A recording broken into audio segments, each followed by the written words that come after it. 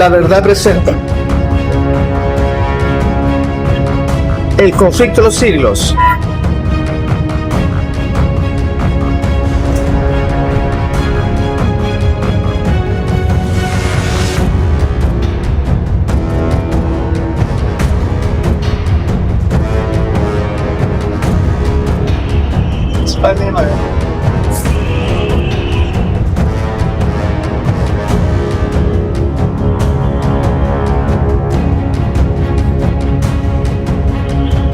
Aquí está la paciencia de los santos, los que guardan los mandamientos de Dios. ¿Y qué cosa? Y la fe de Jesús. Gloria al Señor por eso. Amén.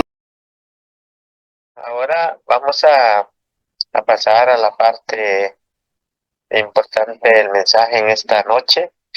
Yo invité al pastor, no sé si ustedes lo han oído mencionar, el pastor Marco Pozo, él es de Chile. Hemos tenido un diálogo con él y entonces yo lo invité si nos podía dar un mensaje el día de hoy, y yo le agradezco a él que escuchó la petición que yo le hice que nos dé su palabra. Así que yo creo que todos estamos contentos de tener un pastor aquí con nosotros. Él trabaja en el ministerio independiente, sostén propio. Así que es un privilegio, ¿no?, de tenerlo aquí con nosotros. Así que a todos los hermanos, démosle la bienvenida al pastor Marco. Le dejamos su tiempo a usted para que nos exponga la palabra del Señor en esta noche. Y para ustedes. Bienvenido. Muchas gracias. Muchas gracias. ¿Se escucha? Tenemos a un mensajero. Sí, amén. Amén. Amén, amén. Amén. Bienvenido. No sé si acaso se escucha. Tiene apagado el micrófono el pastor. Pastor, tiene apagado el micrófono. ¿Aló? ¿Me escucha? ¿Me escucha? Ahora sí. Muchas gracias por la recepción a todos los hermanos que están conectados en este momento a esta transmisión. Yo soy el pastor Marcos Pozo desde Chile y estoy muy contento por la invitación que me hizo el hermano Cecilio para los hermanos de Estados Unidos y de distintos lugares, me imagino, distintos puntos de la tierra donde hay hijos de Dios que desean servir al Señor. Y el mensaje para esta noche lo encontramos en el libro de Apocalipsis, en el capítulo 14 y versículo 6, el famoso y poderoso mensaje del tercer ángel. Y dice ahí: vi volar por en medio del cielo otro ángel que tenía el evangelio eterno. Nosotros sabemos estos mensajes que va a ser predicado a toda nación, tribu, lengua y pueblo. El segundo mensaje habla de la caída de Babilonia. Y el tercero, si alguno adora a la bestia y a su imagen. Estos mensajes tienen mucha importancia ahora en nuestros días, con los cambios que están apareciendo en el mundo, sobre todo con este gran acontecimiento mundial de la elección del Papa León XIV, o Robert Francis Prevost, que se le llama. Como ahora en una persona, en la persona del Papa, se une Estados Unidos con Roma. Esto es muy significativo, pero lamentablemente hay muchos hermanos que, aunque se sabe que la Iglesia Adventista del Séptimo Día tiene que dar el mensaje de los tres ángeles, como que estos hermanos se han confundido diciendo de que ahora felicitan al catolicismo por tener un nuevo líder, que es una obra majestuosa, que Dios bendiga al Papa. ¿Cómo es posible que hermanos adventistas bendigan al hijo de la perdición? Vamos a estudiar un poquito en esta noche lo que está sucediendo y nuestra posición como adventistas del séptimo día ante los eventos finales. Y escuchen bien, mis hermanos, porque el motivo por el cual Dios levantó esta iglesia es dar el mensaje de los tres ángeles. Entonces tenemos que tener muy claro nuestra labor.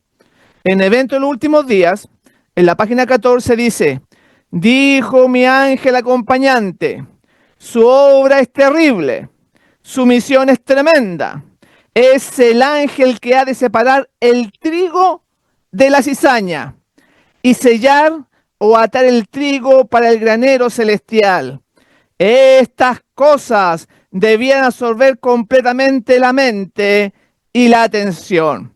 Terrible mensaje el que sale ahí, que como pueblo dice que el mensaje va a separar el trigo de la cizaña, va a producir un zarandeo en cada persona que no tiene su fe anclada a la roca que es Jesús. Y dice la mensajera del Señor, para nosotros que creemos en el Espíritu de Profecía, en el linaje de Huay, dice que estas cosas debieran absorber completamente la mente y la atención. Sobre todo en estos tiempos difíciles que estamos viviendo, de cambios continuos, de un Papa Agustino, como hace unos días atrás estuve transmitiendo para la Argentina, y ahí mencionaba la cita del linaje de Huay que habla de que ellos perseguían, San Agustín perseguía a los herejes, que es más o menos la línea que tiene este nuevo Papa, por algo escogió ese nombre. Entonces, mis hermanos, este mensaje del tercer ángel va a separar el trigo de la cizaña, debiera absorber nuestra mente y nuestra atención. Debíamos tener muy en claro cuáles son esos mensajes y no pensar que la Iglesia Católica ha cambiado, que ahora es buena, que ahora es pluralista, que recibe las demás denominaciones. Vamos a ver, y seguramente ustedes han escuchado algunas citas, donde muestra que si ella recobrara el poder, nuevamente se levantaría la persecución, solamente porque todavía no alcanza el poder. Y como recién dije, se está centrando todo el poder en un solo hombre, la influencia de Estados Unidos en este nuevo Papa y Roma. Además de eso, tenemos un presidente allá en el país del norte, y lo menciono porque tiene que ver con el cordero que habla como dragón. Ese es el lugar donde Estados Unidos, donde va a brillar la mayor luz, pero al mismo tiempo va a haber las mayores tinieblas. Y se van a hacer leyes que van a condenar al pueblo de Dios, y esas leyes se van a hacer mundiales porque todos los países van a adoptar la posición americana. Y con este nuevo presidente también, con Donald Trump, que se identifica a él como cristiano, pero presbiteriano. O sea, ellos, los presbiterianos, tienen que ver con la tradición reformada de Juan Calvino y otros reformadores que enfatizaron que el sábado judío ya no es obligatorio. Noten, por favor, que el principio de dedicar un día al culto y descanso permanece. Claro, ellos dan énfasis de que hay que descansar, pero que no es el sábado, que el sábado ya pasó al Antiguo Testamento. Entonces el presidente guarda el día domingo, porque los presbiterianos guardan el día domingo. ¿Y qué decir de la esposa, Melania Trump, que es católica practicante? Se le vio también a ella poniendo flores a la estatua de la Virgen María. Ella se casó allá con el presidente Donald Trump en una iglesia episcopal allá en Palm Beach, en Florida. Así que, y bueno, y también bautizó a su hijo Barron Trump. Entonces, ellos están muy ligados con el falso día de reposo, el día domingo. Entonces, tenemos por un lado al Papa, que tiene un doble cumplimiento, americano y romano, y además el presidente y la esposa guardan el día domingo. Por eso que este mensaje no va a ser fácil. Va a ser para valientes, mis hermanos. Va a ser para aquellos hermanos adventistas que realmente, escuche bien, que realmente tienen fe en la palabra de Dios. No solamente de boca, porque ustedes saben que la Escritura dice, este pueblo de labios me honra, mas su corazón está lejos de mí. Muchos hermanos adventistas dicen, no, sí, Señor, pero en su vida práctica hasta guardan mal el sábado. Cuando llega el viernes por la tarde, en invierno, todavía están trabajando. Tienen otras fiestas que no están en la Biblia.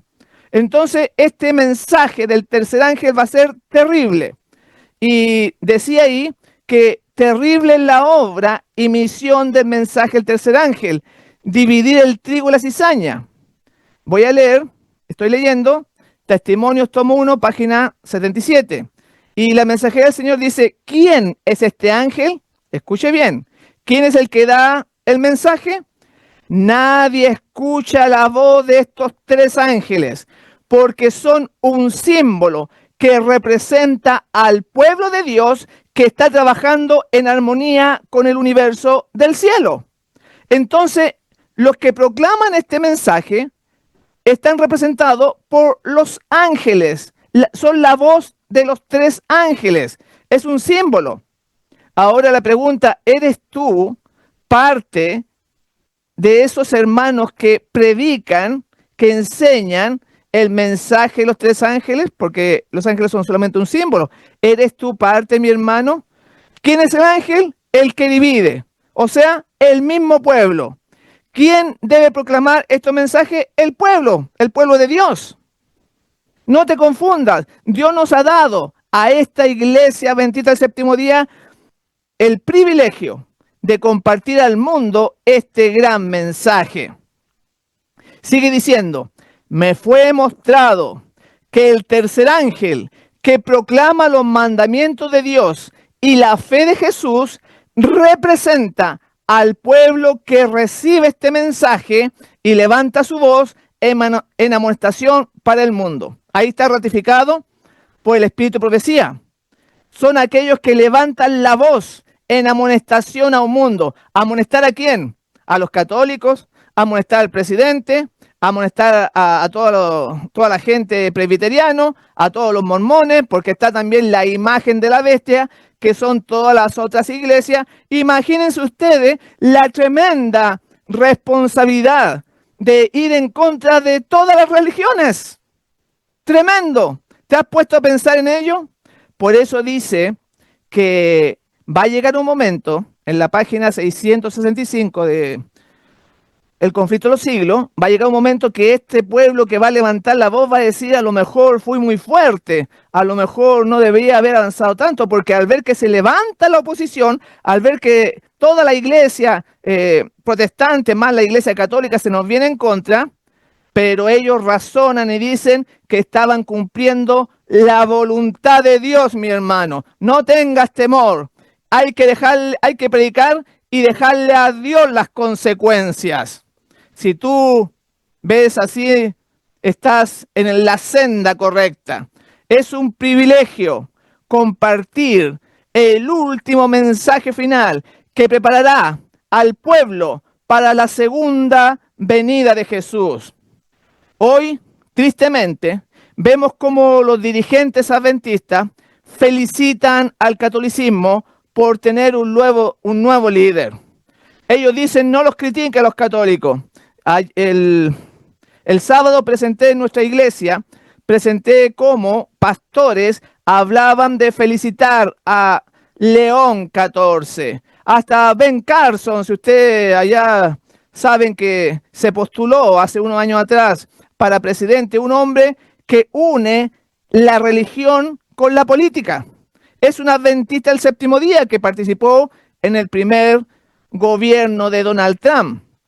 Y ahora también está en un ministerio, en este nuevo gobierno de Donald Trump, encargado, escuchen bien, el ministerio que sacó Donald Trump, para derrumbar la separación entre iglesia y Estado. Tremendo, mis hermanos, un adventista a cargo. Qué terrible.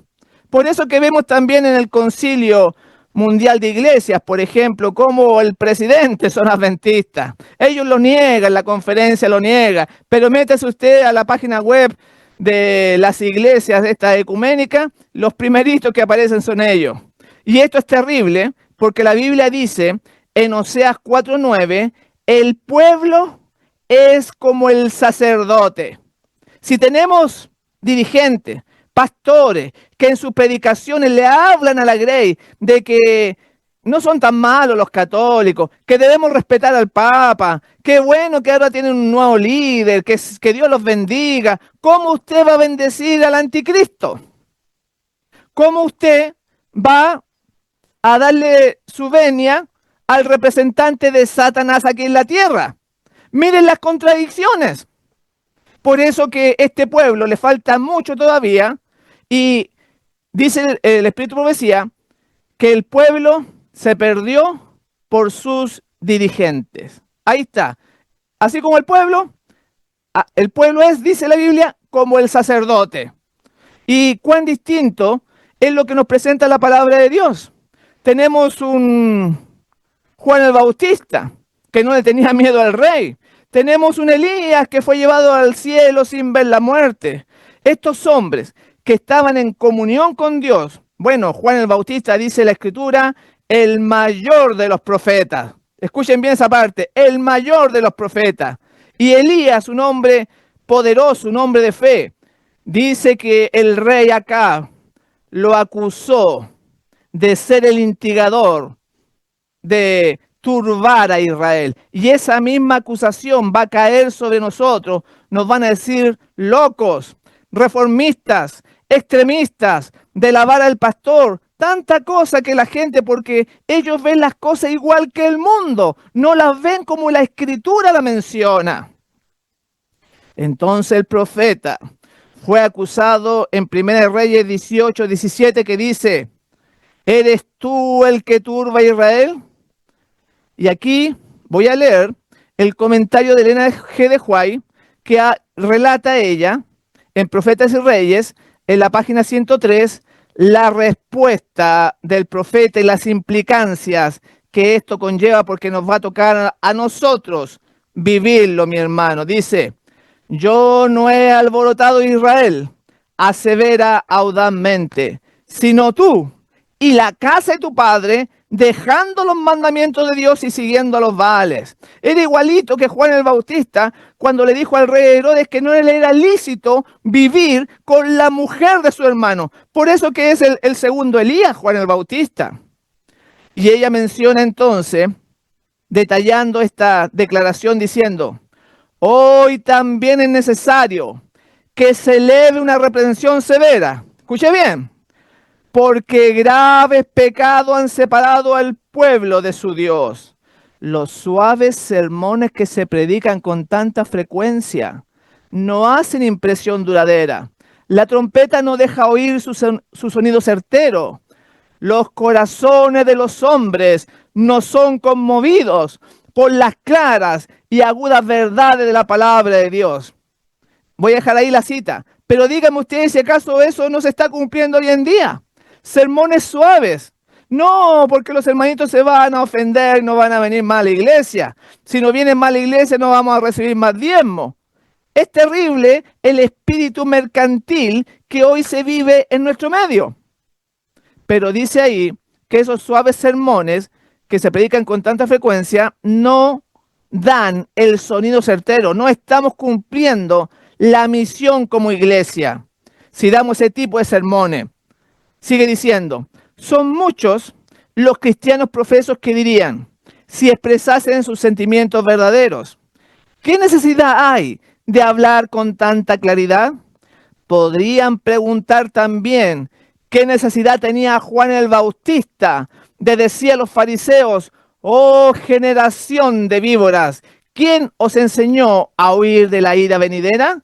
¿Había acaso alguna necesidad de que provocase la ira de Herodías, diciendo a Herodes que era ilícito de su parte vivir con la esposa de su hermano? El precursor de Cristo perdió la vida por hablar con tanta claridad. ¿Por qué no podría haber seguido él su camino sin incurrir en el desagrado de los que vivían en pecado? Noten por favor estas declaraciones que está haciendo el Espíritu de Profecía. Y eso es lo que dicen muchos hermanos. Háblale del amor, háblale de la misericordia. Está bien y hay que hacerlo, es una parte del Evangelio. Pero la Biblia nos presenta ley y Evangelio, las dos cosas van unidas. También tenemos que obedecer, mis hermanos. Tiene que haber un equilibrio, no podemos ser como los pentecostales solamente que dan una parte de la Escritura. Entonces, esto que estoy leyendo durante la semana se ha cumplido porque me han llamado personas por WhatsApp diciéndome que no critique a la Iglesia Católica, pero ellos son adventistas. Por Facebook me dicen también que el Papa hay que respetarlo, no hay que ofenderlo. ¿Qué clase de hermanos son esos? ¿Podríamos nosotros pensar que ellos ya están en la buena senda? Cuando el mensaje del tercer ángel, mis hermanos, va a ser dada, cuando comienza el capítulo 14 de Apocalipsis, muestra quiénes van a dar el mensaje de los tres ángeles. Son los 144.000. ¡Qué bárbaro! Ellos lo van a dar en forma perfecta, con poder. 144.000 hermanos o hermanas que van a dar el mensaje con el poder de Elías.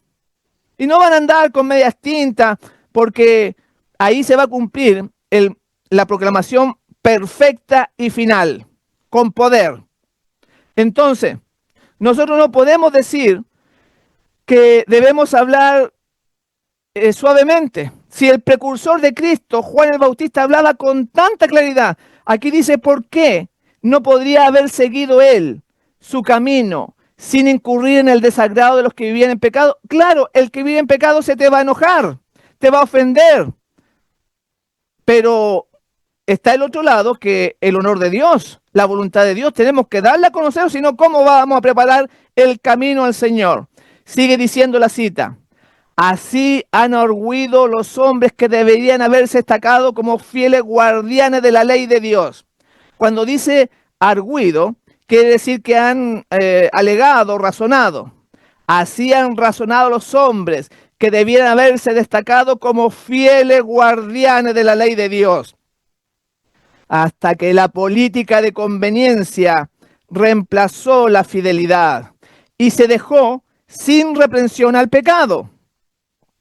¿Cuándo volverá a oírse en la iglesia la voz de las reprensiones fieles?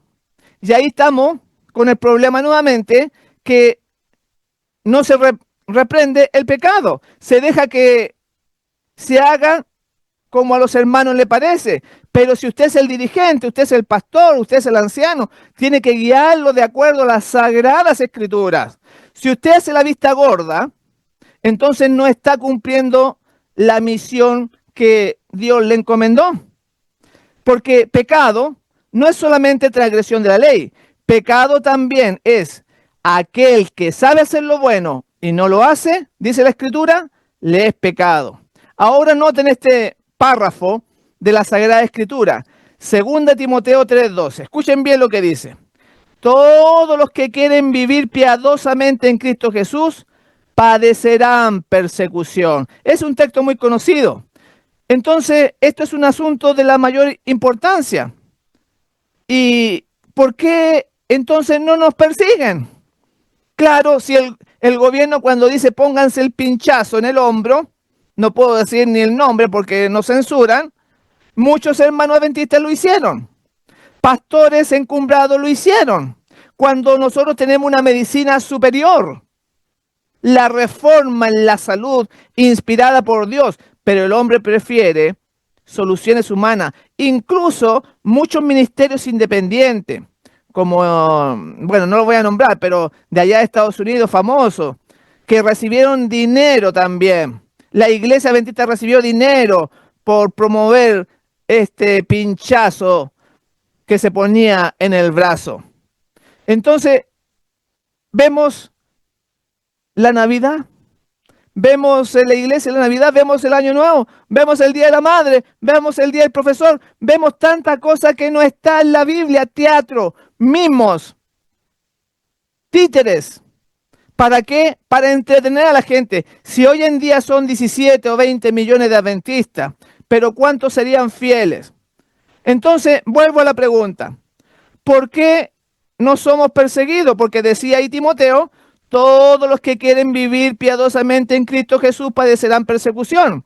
¿Usted ha caído en la cárcel en algún momento? ¿Ha sido perseguido?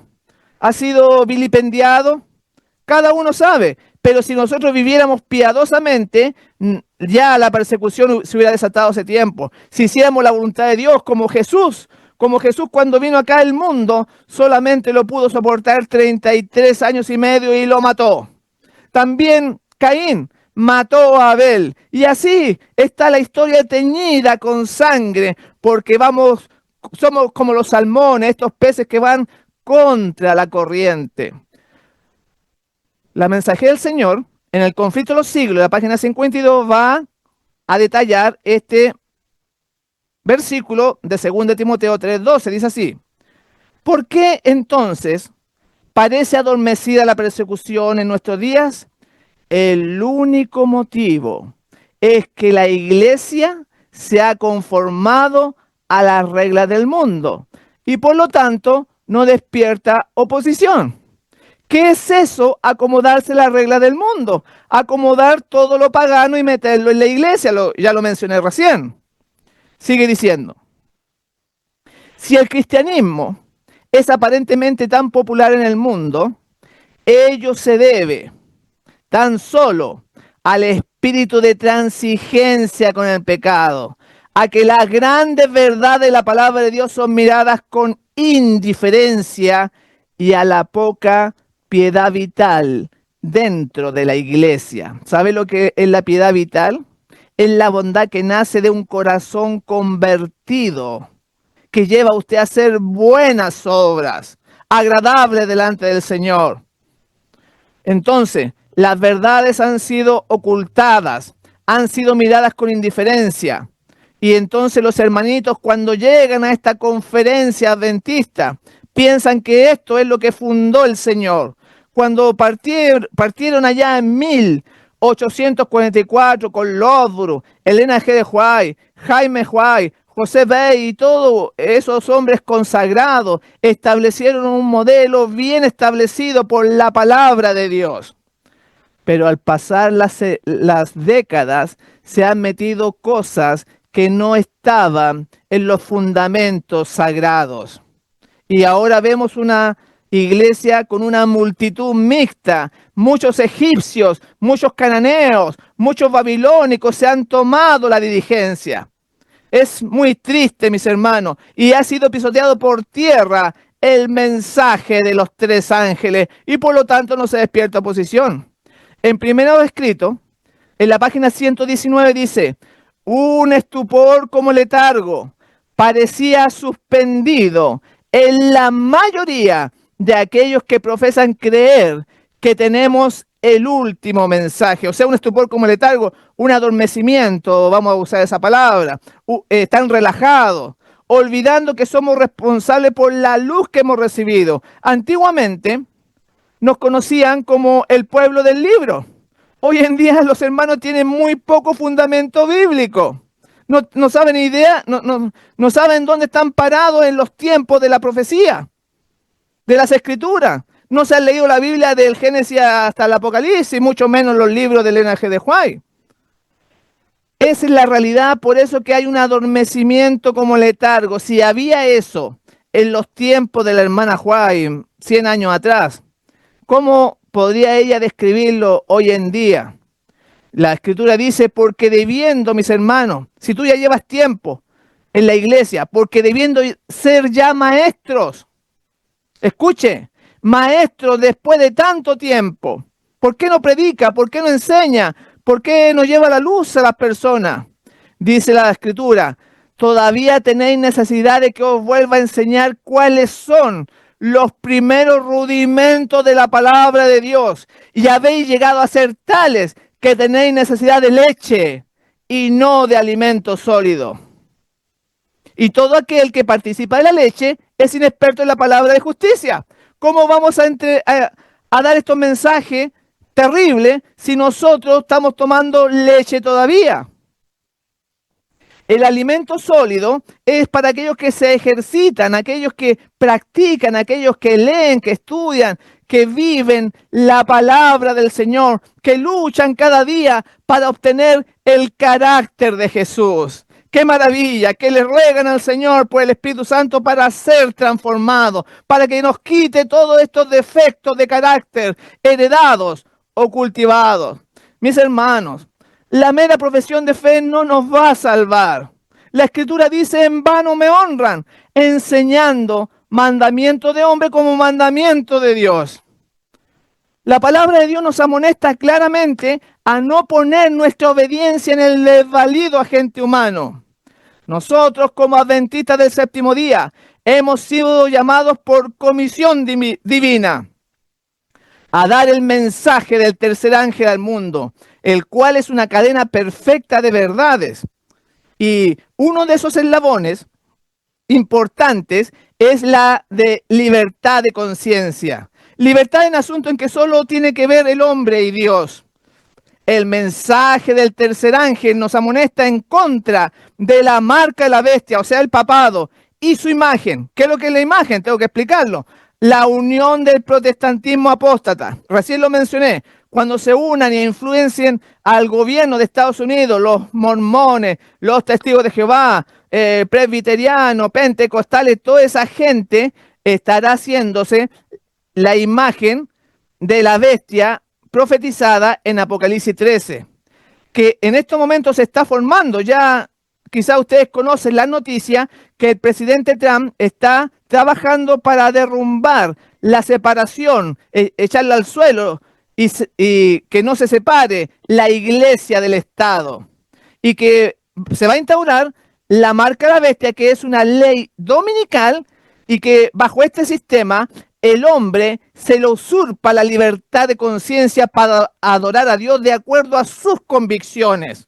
La religión se impone por la fuerza, en otras palabras. El hombre es hecho siervo del hombre y a Dios se le usurpa la lealtad que tan solo a Él pertenece. En otras palabras, vamos a decir que es un sistema jerárquico que coloca al hombre por encima del hombre. Claro, cuando el Papa diga ahora el domingo y no el sábado, las palabras y las leyes de los hombres tendrán mayor autoridad que la ley de Dios. Entonces, si usted se está acostumbrando a seguir a un líder, a seguir a un dirigente, y no a la palabra de Dios, está preparando su molde para ese gran y terrible evento donde va a ser probada nuestra fe.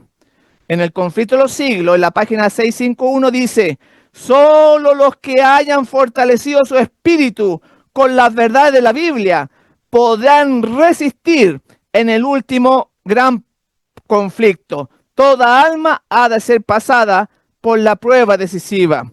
Obedece a Dios antes que los hombres. La hora decisiva se acerca. Por eso yo me alegro mucho que ustedes, como hermanos, este grupo de WhatsApp, estén velando los días lunes, me parece también que los días viernes, se reúnen a alimentar su espíritu con la palabra del Señor, porque ahí decía claramente que solo aquellos que hayan fortalecido su espíritu con las verdades de la Biblia podrán resistir el último gran conflicto. Y eso es lo que estamos haciendo ahora, mis hermanos. No la voz de un hombre, sino la Escritura, citas de la Biblia, citas que el Señor nos envió a través del Espíritu, profecía.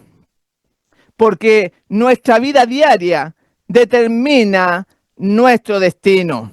Si ahora estás tomando decisiones que van más al mundo que a Dios, te va a ser más fácil entonces en el futuro irte para el lado contrario. En vez de ser perseguido, vas a ser perseguidor. Los que se unen con el mundo reciben su molde, mi hermano, y se preparan para la marca de la bestia.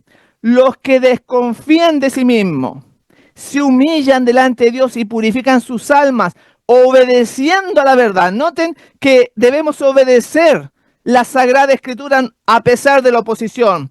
Son los que reciben el molde celestial y se preparan para tener el sello de Dios en su frente.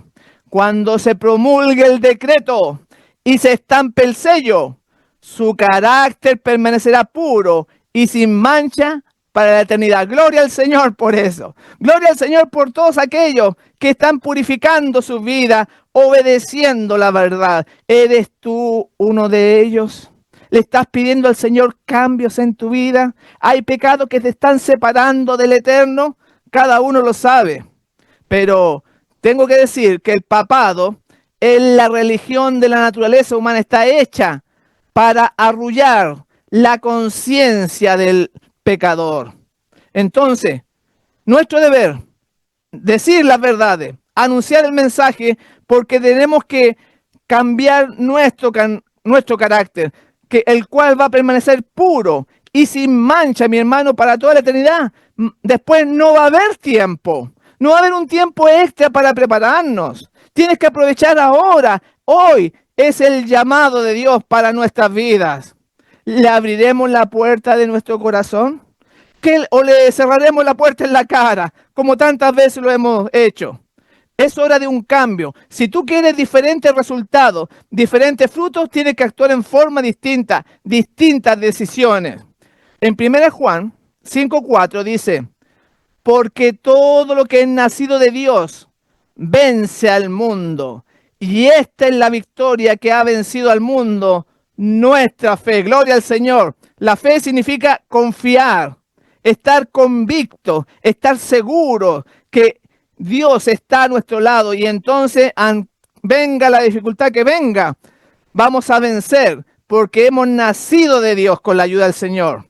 Y no es casualidad que estemos compartiendo en estos momentos esta bendita palabra que nos renueva, que nos recarga las baterías, que nos ayuda a discernir los tiempos que estamos viviendo, la gran responsabilidad en llamarnos el pueblo de Dios, el pueblo final. Y mis hermanos, voy a leer acá en Joya de los Testimonios, tomo 1, página 65, que Dios nos conduce, nos ha llevado a este punto, a usted que está escuchando y a los próximos que quizás van a escuchar esto. No es casualidad. ¿Y cuál es el propósito de Dios? Es limpiarnos, es guiarnos paso a paso para que podamos vencer al mundo.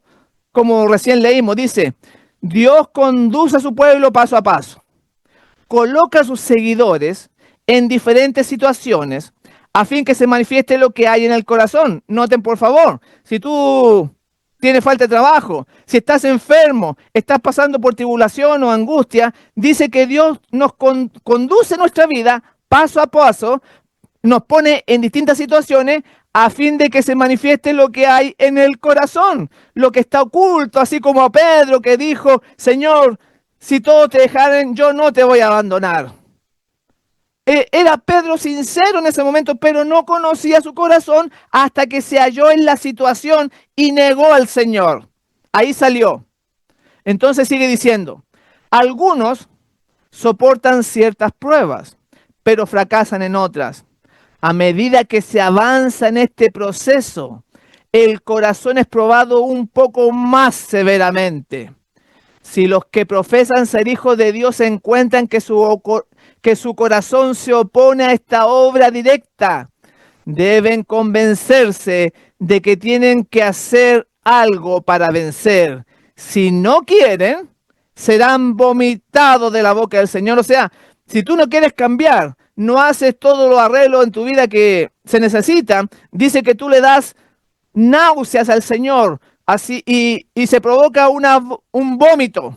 Si no quieren ser vomitados de la boca del Señor, terrible. Dijo el ángel, Dios irá probando cada vez más de cerca a cada uno de sus hijos. Algunos están dispuestos a aceptar un punto, pero cuando Dios los prueba en otro, lo rehuyen y retroceden, porque hiere directamente algún ídolo suyo. Así tienen oportunidad de ver lo que hay en su corazón que los aísla de Jesús.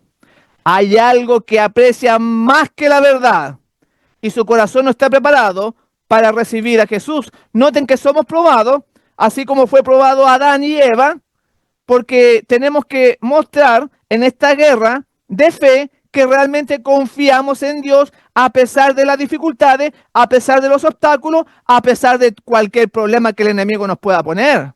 Y eso fue lo que demostró Jesús cuando vino acá, que se mantuvo fiel a pesar de las tentaciones. Por ejemplo, en el desierto, 40 días sin comer.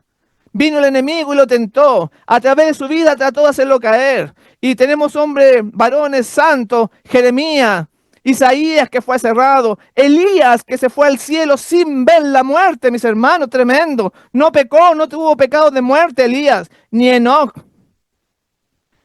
Entonces, Esta es una batalla de fe.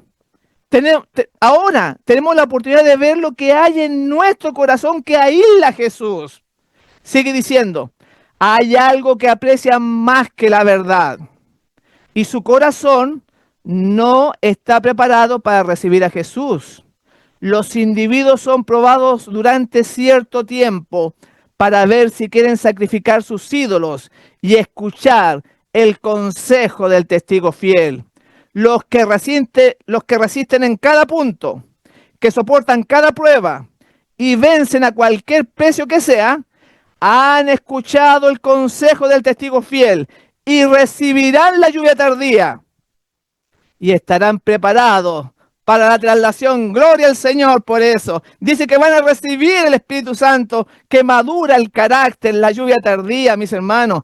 Pero ¿quiénes son? Los que resisten en cada punto, los que soportan cada prueba, los que mueren constantemente al yo, al ego, como se dice en griego. Si no pasamos por esa experiencia de caer de rodillas ante el Maestro, entonces no estaremos preparados para la traslación. Por eso voy a terminar. ¿Cómo se hace esto de purificar el corazón? ¿Cómo se hace esto de esta transformación, de este poder que viene de adentro hacia afuera?